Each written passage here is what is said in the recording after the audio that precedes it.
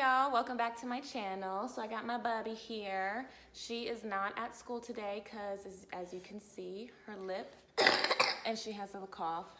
So mommy stayed home with her today, you know, cuddling and getting some work done. So we are gonna share with you some preschool daycare transition tips. She'll probably be in and out because she's not really feeling too good. But Logan was home with me for the first 3 years of life. So I was a stay-at-home mom, work-from-home mom because I have my own home-based business. For the first 3 years of her life, she was home with me. And then, you know, she's such a social child. She loves kids. Every time we see a kid, she'd be like, "That's my friend." I'm like, "Baby, we don't know them." And so she was excited and eager to go to school. And so, you know, we were looking around to put her in somewhere part-time or full-time and found a great spot. So one tip when it comes to searching, I would say, is to bring your child with you. Logan went with me. Do you remember going to go looking at all the different schools? Yeah, we looked at like 3 or 4 different schools, preschools, and it was actually the first one that we looked at was the one that we ended up going to. But it was important for me to feel comfortable. Obviously, it was important for, you know, Logan to feel comfortable. Another tip when searching for a place where you want to, you know, for childcare, ask all of the questions that you have, you know, kind of be prepared in advance and write down the questions like, are meals served? Do they go outside? What's their curriculum like? You know, and so definitely have your questions prepared because this is your child, you know, and that's why I wanted to be with her, wanted to stay at home with her, you know, as she was a baby, was because, you know, I wanted to raise her and I wanted to instill foundations and like her manners. And I don't know, not that schools don't instill that, but you know, there's nothing wrong with wanting to be home with your baby.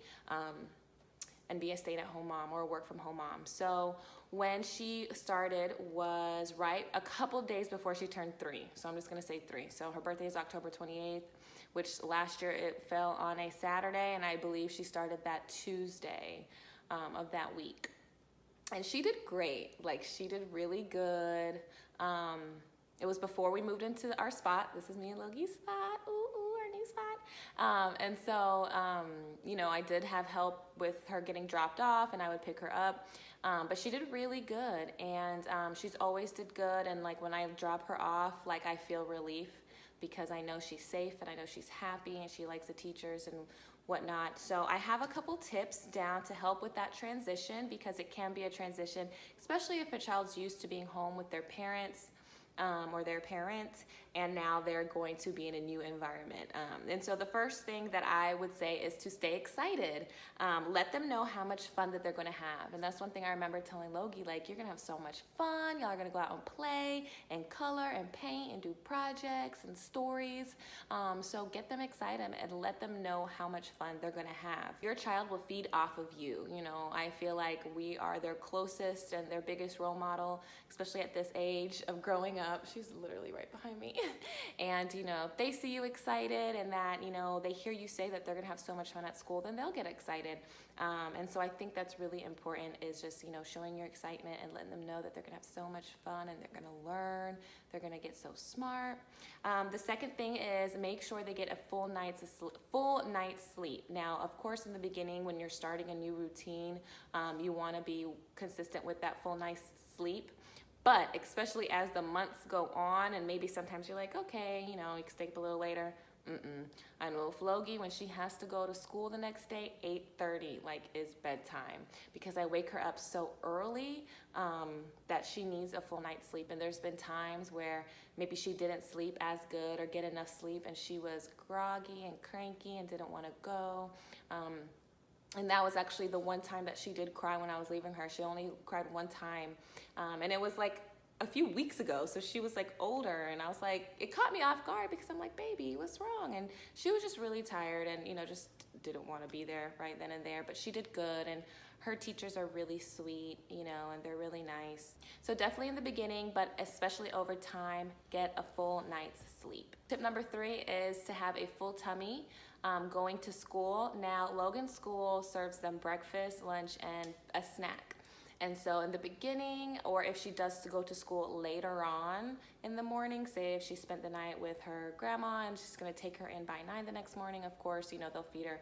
But when I drop her off, when it's like I gotta be up early, and out the door early, and I drop her off super early, you know, at like 6:30 in the morning, she's not hungry. So I would say in the beginning of that transition, even if it's just like a couple pieces of bacon or toast or fruit, or oatmeal or whatever the case may be, have something in their belly so they're not also hungry on top of nervous, on top of tired perhaps. Make sure they shower when they come home. I know this sounds like self-explanatory, but germs are real. And if they're at school all day in those clothes and then come home, and then if they're, you know, jumping on the bed or rolling around on the carpet, you know, things can transfer. So what we like to do as soon as we get home is go ahead and like knock our shower out. If we don't eat dinner first, then we'll shower, or vice versa. And because like I said, she's been sick, which sucks. She's been sick. She's got pink eye, she's got stomach virus, just like colds and congestion that just won't quite go away. And so definitely, you know, showering and, you know, making sure that she knows to wash hands. Yes, baby?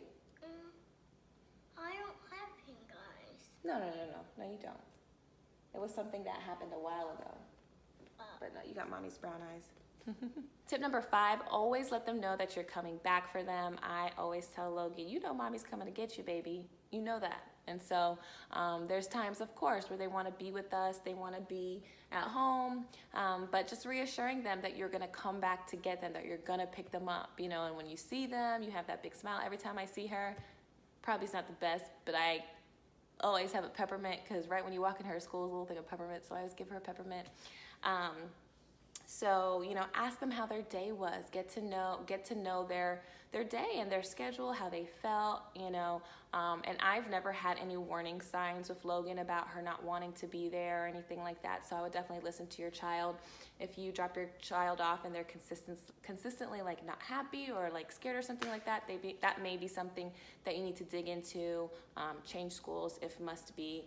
But, you know, I feel like a fit with a good school for, what am I trying to say? I feel like, you know, it's a good fit for your child if, you know, they have fun. And even if they may not want to go because they're tired, you know, while they're there, they're happy. And, you know, when you come pick them up and you ask them how their day was, they say good, and they tell you what they did. So I hope these tips helped.